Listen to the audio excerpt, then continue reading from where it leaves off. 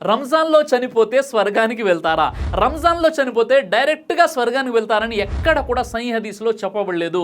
అయితే సహీ బుఖారీ హదీస్ నంబర్ 1899 మరియు సహీ బుఖారీ హదీస్ నంబర్ 3277 ప్రకారం రంజాన్ నెలలో స్వర్గపు ద్వారాలు తెరవబడతాయి. ఈ హదీస్‌ని బట్టి కొంతమంది ఏమంటారంటే రంజాన్‌లో స్వర్గపు ద్వారాలు తెరవబడతాయి కాబట్టి రంజాన్‌లో చనిపోతే డైరెక్ట్‌గా స్వర్గానికే వెళ్తారని అంటారు. అయితే ఇక్కడ గమనించదగినటువంటి విషయం ఏంటంటే ఒకవేళ రంజాన్‌లో గనుక చనిపోతే స్వర్గానికి వెళ్ళినా ఎవరు వెళ్తారు? ఎవరైతే ఉపవాస స్థితిలో ఉంటారో, ఎవరైతే విశ్వాసంతో జీవితం గడుపుతారో, ఎవరైతే ధర్మంలో చెప్పబడినట్లుగా విధి నిషేధాల గురించి ఖచ్చితంగా తెలుసుకొని దైవ ప్రసన్నత కోసం దైవ విధేయుడుగా జీవితం గడుపుతారో వారు గనక రంజాన్లో చనిపోతే స్వర్గానికి వెళ్తారు.